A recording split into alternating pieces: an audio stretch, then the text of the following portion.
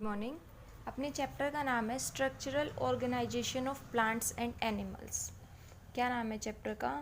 Structural organisation of plants and animals. तो अपने को इसमें एनिमल्स और प्लांट्स दोनों के बारे में पढ़ना है और उसकी स्ट्रक्चरल ऑर्गेनाइजेशन। स्ट्रक्चरल ऑर्गेनाइजेशन का मतलब क्या है कि प्लांट्स और एनिमल्स किस टिश्यू के बने हुए हैं, कौन कौन से इनके पार्ट्स हैं, इनके बॉडी पार्ट्स क्या क्या हैं, हमें वो पढ़ने हैं। तो फर्स्ट टॉपिक है अपने क्लास में प्लांट मॉर्फोलॉजी। देखो, प्लांट का मतलब हो गया प्लांट से, मोर्फा जो होता है उसका मतलब होता है बॉडी, ठीक है। और कौन सी बॉडी? External body. और लॉजी का मतलब फिर से वही स्टडी से होता है।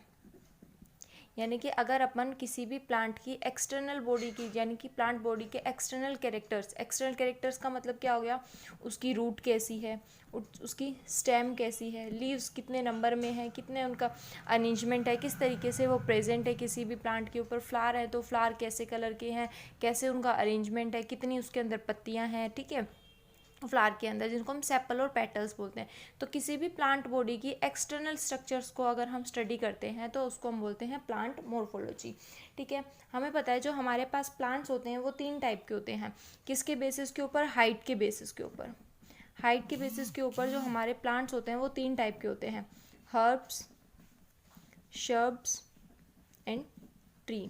हर्ब्स कौन से होते हैं? जिनकी हाइट सबसे कम होती है, जैसे कि जो सिर्फ हमारे ग्राउंड के ऊपर देखने को मिलती है, जैसे हमारी ग्रास हो गई, ठीक है, हमारे कैरेट हो गए, रेडिश हो गया। ये कहाँ देखने को मिलती है? हमें सिर्फ ग्राउंड से बहुत कम हाइट के ऊपर ये देखने को मिलती हैं, तो इनको हम बोलते हैं हर्ब्स। शर्ब्स कौन से? जिनकी हाइट ग्रास, कैरेट, इन सब के कंपेयर में थोड़ी सी ज़्यादा होती है, जैसे कि रोज़ हो गया, सनफ्लावर हो गया,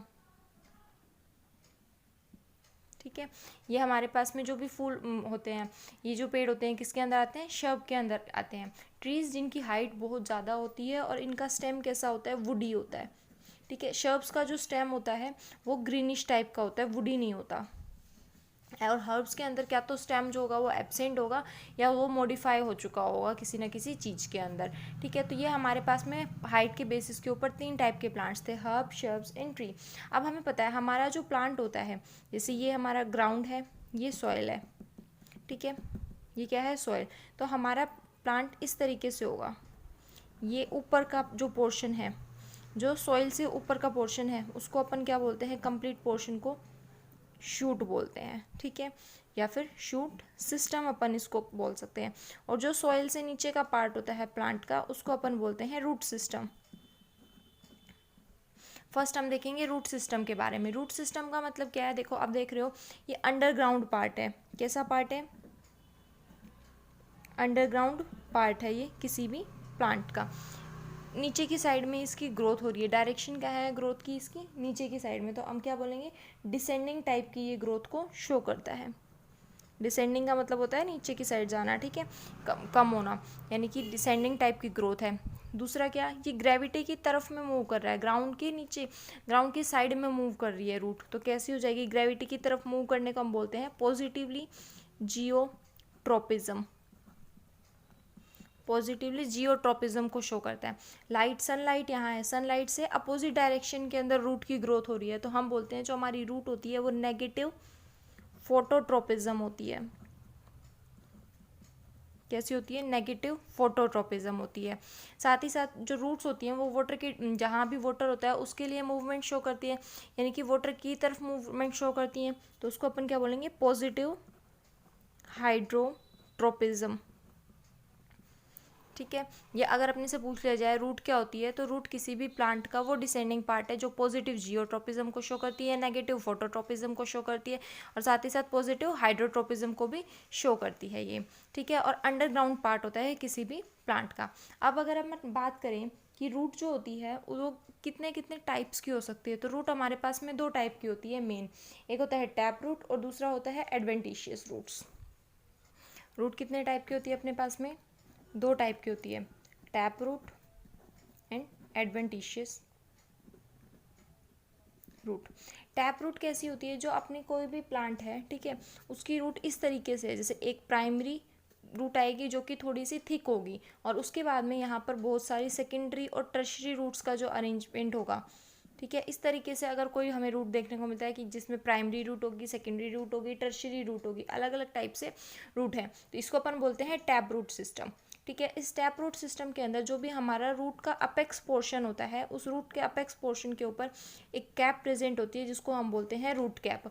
रूट कैप क्या करती है, जो भी हमारी प्लांट की रूट है जब वो अंदर सॉइल के अंदर की साइड में ग्रो कर रही है, तो अगर कंकर आ जाता है, कोई पत्थर आ जाता है, तो उसको प्रोटेक्शन का काम देती है, ठीक है। यहाँ पर रूट के अलग अलग जोन्स होते हैं, उनमें से एक जोन होता है रूट हेयर जोन। ऊपर का जो पोर्शन होता है, यहाँ पे बहुत सारे हेयर्स लगे होते हैं। कभी किसी रूट को उखाड़ के देखा होगा तो बहुत पतले पतले फाइबर जैसी स्ट्रक्चर्स लगी हुई होती हैं, ठीक है। उन्हीं को अपन क्या बोलते हैं, रूट हेयर्स। तो जो रूट वाटर एब्जॉर्प्शन का काम करती है या फिर कोई भी मिनरल्स को एब्जॉर्ब करने का काम करती हैं, वो एब्जॉर्प्शन किसकी हेल्प से होता है, रूट हेयर्स की हेल्प से होता है, ठीक है। तो कोई भी जो एब्जॉर्प्शन होता है वो किसकी हेल्प से होता है, रूट हेयर्स की हेल्प से होता है। ये रूट कैप। एडवेंटिशियस रूट क्या होती है, देखो जो हमारी टैप रूट होती है ना, वो कहाँ से, जैसे कोई भी सीड है, ये हमारे पास कोई सीड है, ठीक है। इस सीड के अंदर दो पोर्शन होते हैं, ये मोनोकोट सीड है, एक पोर्शन है रेडिकल और दूसरा पोर्शन होता है प्ल्यूम्यूल, ठीक है। तो इस रेडिकल पोर्शन से हमेशा हमारी रूट की ग्रोथ होती है और प्ल्यूम्यूल से हमेशा हमारी शूट की ग्रोथ होती है। तो ऐसी रूट जो इस रेडिकल से ही अराइज हो रही है उसको अपन बोलते हैं टैप रूट। टैप रूट कहाँ से अराइज होती है, रेडिकल से। जबकि एडवेंटिशियस रूट जो होती है वो अराइज तो होगी अंडरग्राउंड पार्ट से ही, ठीक है, लेकिन वो रेडिकल के अलावा किसी आसपास वाले जो पोर्शन है, इन पोर्शन से अराइज होगी, तो वो एडवेंटिशियस रूट कहलाएगी। साथ ही एडवेंटिशियस रूट्स के अंदर, जैसे हमारे टैप रूट के अंदर primary, secondary and tertiary type का सिस्टम जो मिलता है, वो सिस्टम एब्सेंट होता है और ये बंच के अंदर प्रेजेंट होती है। इस तरीके से बंच के अंदर यहाँ पर इनकी फॉर्मेशन होती है, किसकी, एडवेंटिशियस रूट्स की। जैसे अगर ग्रास को उखाड़ के देखोगे तो अपने साथ में क्या है, गुच्छे के फॉर्म में लेके आती है, वो एक बंच की फॉर्म के अंदर रूट्स को लेके आती है, ठीक है। ये तो हमारे पास में नॉर्मल जो रूट्स थी उनको डिवाइड किया गया टैप रूट सिस्टम के अंदर, एडवेंटिशियस रूट सिस्टम के अंदर। लेकिन जो हमारी रूट्स होती है ना, वो अलग अलग तरीके से मॉडिफाई कर जाती हैं। टैप रूट सिस्टम के मॉडिफाई करने के लिए हमारे पास में 3 तरीके हैं, नेपिफॉर्म, फ्यूजिफॉर्म एंड कॉनिकल। देखो नेपिफॉर्म, फ्यूजिफॉर्म एंड कॉनिकल। कॉनिकल का मतलब कौन से है, कौन कैसा होता है, कोन की स्ट्रक्चर इस तरीके से होती है, यानी कि एक जो अपेक्स पोर्शन है, या फिर हम बोल सकते हैं कि एक साइड से तो ये ब्रॉड होता है और सर्कुलर होता है, और दूसरी साइड से किस तरीके का होता है, पॉइंटेड होता है। एक एंड पॉइंटेड होता है और उस पॉइंटेड एंड को हम क्या बोलते हैं, अपेक्स बोलते हैं, और जो बेस होता है इसका वो ब्रॉड एंड सर्कुलर टाइप का होता है, ठीक है। तो कॉनिकल्स जो रूट होंगी वो इस तरीके के हमें देखने को मिलेंगे। कॉनिकल रूट का एग्जांपल देखो, कैरेट आपने देखी है। कैरेट क्या होती है, एक तरीके की रूट होती है। टैप रूट सिस्टम जो होता है वो मॉडिफिकेशन कर जाती है, टैप रूट मॉडिफाई कर जाती है और वो कैरेट की फॉर्म के अंदर कन्वर्ट हो जाती है कॉनिकल जैसे। कैसी होती है हमारी कैरेट, इस तरीके से, ये कैरेट की शेप होती है, ठीक है। फ्यूजी फॉर्म के अंदर, फ्यूजी का मतलब है फ्यूज़न करवा देना है, ठीक है, फ्यूज़न करवाना है। तो फ्यूज़न क्या किया हमने, जैसे दो चीज़ थी हमारे पास में, ठीक है, इनका जैसे ही हम फ्यूज़न करवाएंगे तो जो मिडल पोर्शन होगा ये दोनों का ओवरलैप सा कर जाएगा, ठीक है। जैसे ही ओवरलैप कर जाएगा तो हमें इस तरीके की स्ट्रक्चर देखने को मिलेगी। मतलब क्या है कहने का, कि जो मिडिल पोर्शन होगा ना वो तो थोड़ा सा स्वेल अप होगा, स्वेल किया हुआ, और जबकि जो एंड पोर्शंस होंगे दोनों वो कैसे होंगे, थोड़े से टेपर्स होंगे, टेपरिंग पॉइंटेड एंड टाइप के होंगे। जैसे कि हमारी रेडिश मूली की अंदर कौन सी रूट होती है, यानी कि जो हमारा टैप रूट होता है रेडिश में, वो कौन सा होता है, फ्यूजीफॉर्म होता है।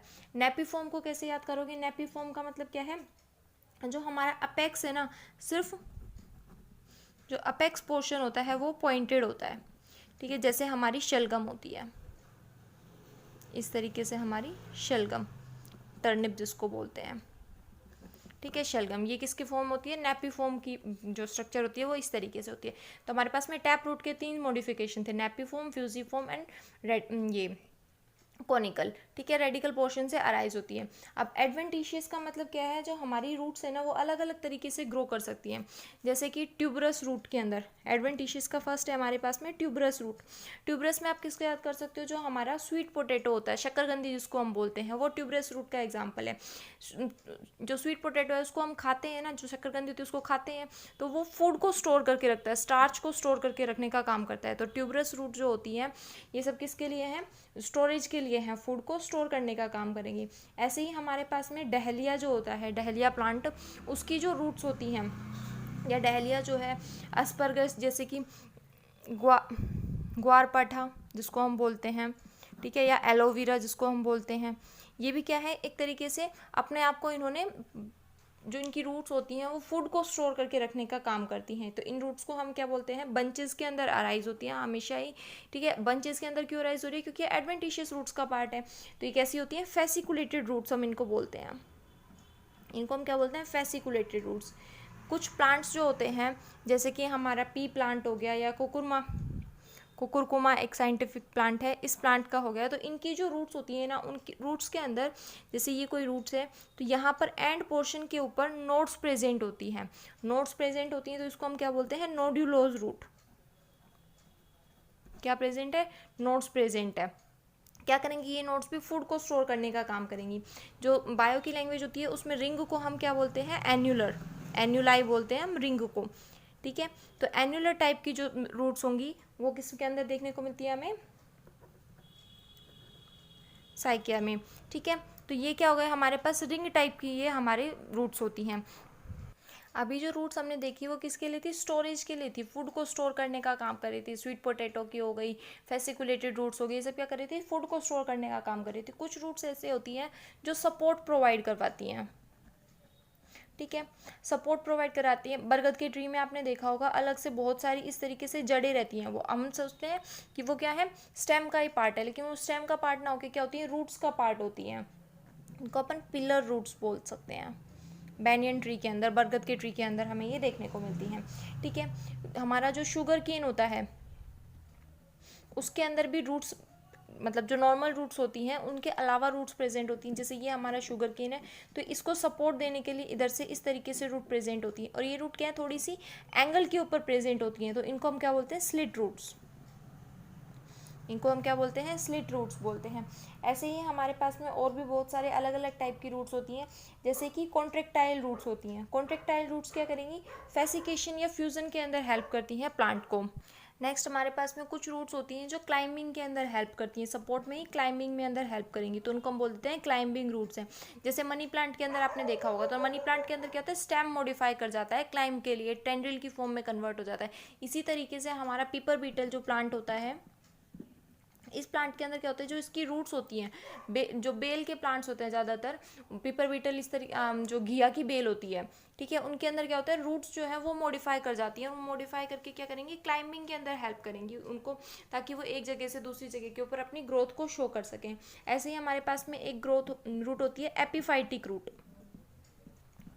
एपिफाइटिक रूट क्या करती है, जैसे कोई प्लांट है, ठीक है, इस प्लांट के ऊपर कोई स्टेम ग्रो कर गया है, यानी कि कोई दूसरा प्लांट एक प्लांट के ऊपर ही ग्रो करना चाह रहा है, ठीक है, तो इसकी जो रूट्स होंगी वो इस तरीके से ऐसे एयर के अंदर लटकी हुई होती हैं, ठीक है। ये इन रूट्स को हम क्या बोलते हैं, एरियल रूट्स बोलते हैं। एपिफाइटिक रूट्स के अंदर ही जो एपिफाइटिक प्लांट कौन से होते हैं, दूसरे प्लांट के ऊपर जो ग्रो कर रहे हैं, तो उनकी रूट्स इस तरीके से ग्रो करेंगी, तो इनको एरियल रूट्स बोलेंगे। और इन्हीं के साथ साथ कुछ रूट्स रहती हैं, ठीक है, ताकि वो एक जगह से दूसरी जगह तक अपने जा सके, तो उनको हम बोलते हैं क्लिंगिंग रूट्स। इनको हम क्या बोलते हैं, क्लिंगिंग रूट्स, ठीक है। ये हमारे पास में रूट की मॉडिफिकेशन थी जो सपोर्ट करने में हेल्प करती हैं। नेक्स्ट हमारे पास में आता है कि जो हमारी रूट्स होती हैं ना, वो कुछ अलग अलग फंक्शंस को परफॉर्म करने के लिए भी अपने आप को मॉडिफाई कर लेती है। जैसे कि जो रूट्स हैं, कुछ रूट्स फ्लोट करने के अंदर हेल्प करती हैं, फ्लोटिंग में हेल्प करती हैं। जो रूट्स फ्लोटिंग के अंदर हेल्प करती है उनको हम क्या बोल देते हैं, फ्लोटिंग रूट्स बोल देते हैं। ये फ्लोटिंग में किसको हेल्प करेंगी, जो हमारे वाटर प्लांट्स होते हैं उनको हेल्प करेंगी फ्लोट करने में, ताकि वो डूबे ना प्लांट वाटर के अंदर। नेक्स्ट है हमारे पास में कुछ जो प्लांट्स होते हैं उनकी रूट क्या करेंगी, फोटोसिंथेसिस की प्रोसेस को परफॉर्म करवाती हैं। जैसे सिंघाड़े का जो प्लांट होता है, जिसको हम इंग्लिश में ट्रापा बोलते हैं, ये इसकी जो रूट होती है वो भी क्या करती है, ये फोटोसिंथेसिस की प्रोसेस को परफॉर्म करवाती है। तो इसको हम क्या बोल सकते हैं, फोटोसिंथेटिक रूट्स बोल सकते हैं या फिर एसिमिलेटरी रूट्स बोल सकते हैं। इनको हम क्या बोल सकते हैं, फोटोसिंथेटिक रूट्स हम इनको बोल सकते हैं। ठीक है, कुछ रूट्स ऐसी होती हैं जो रिप्रोडक्शन के अंदर हेल्प करती हैं। जैसे हमारा पोटैटो जो होता है, पोटैटो हो गया, पोटैटो के अंदर क्या होता है, बर्ड्स प्रेजेंट होती हैं जिनको हम आइज़ बोलते हैं। ठीक है, जैसे ये आलू है तो आलू के ऊपर ये बर्ड्स प्रेजेंट होंगी। ये बर्ड भी क्या है, एक तरीके से हमारी रूट्स के जैसे ही काम करती हैं और ये रिप्रोडक्शन के अंदर हेल्प करती हैं। तो हम इसको क्या बोल सकते हैं, रिप्रोडक्टिव रूट्स हैं। ये रूट्स की मॉडिफिकेशन के बारे में हो गया। अब रूट्स के अगर हम फंक्शन देखें तो हमारे रूट जो होती है वो मेनली कौन कौन से फंक्शंस को परफॉर्म करती है। सबसे पहले तो जो भी न्यूट्रिएंट प्रेजेंट है सॉइल के अंदर या वाटर प्रेजेंट है, उस वाटर न्यूट्रिएंट को एब्जॉर्ब करेगी। Absorb soil nutrient and water किसकी हेल्प से करेगी, रूट हेयर्स की हेल्प से ये इनको एब्जॉर्ब करेगी और फिर जाइलम के अंदर जाएगा ये।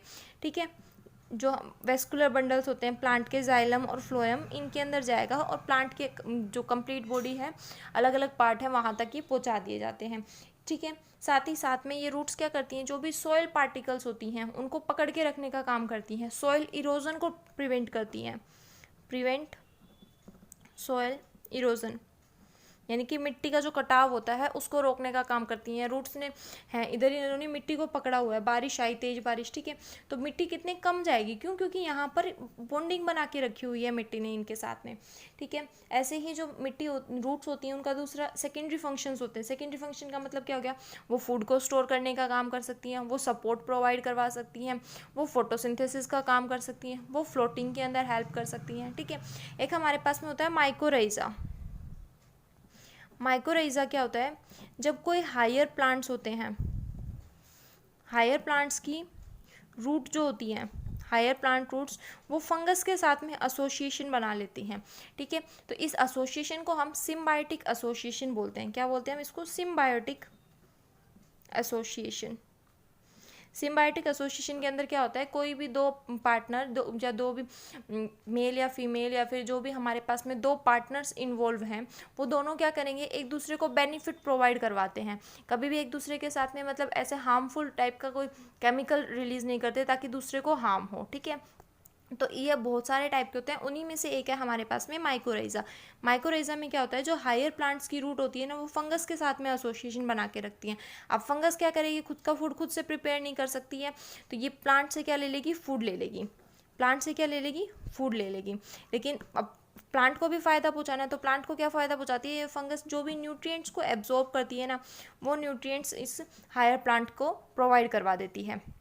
कि हमारे पास में थे रूट की मॉडिफिकेशन। ठीक है, कल हम पढ़ेंगे स्टेम के बारे में कि स्टेम क्या होता है। स्टेम वैसे क्या है, जो भी हमारे अंडरग्राउंड पार्ट था उसको तो हमने रूट बोला, जो एरियल पार्ट है, ठीक है, उस एरियल पार्ट को हम क्या बोलेंगे, स्टेम बोलेंगे। अब देखो हमारे स्टेम के ऊपर लीव्स प्रेजेंट होते हैं, फ्लावर्स प्रेजेंट होते हैं, बर्ड्स प्रेजेंट होती हैं। क्या क्या प्रेजेंट होता है, leaf, flower, bird, node, internode, बहुत सारी अलग अलग स्ट्रक्चर्स प्रेजेंट होती हैं। इन सब के बारे में हम पढ़ेंगे कल। लेकिन ये जितनी भी स्ट्रक्चर्स हैं, जैसे कि लीफ हो गया, फ्लावर हो गया, ये क्या है, हमारे रूट के पास प्रेजेंट नहीं होती हैं। तो यही डिफरेंस होता है स्टेम और रूट के अंदर। अगर कहीं पे भी किसी पॉइंट में प्रॉब्लम हो तो पूछ लेना। Thank you.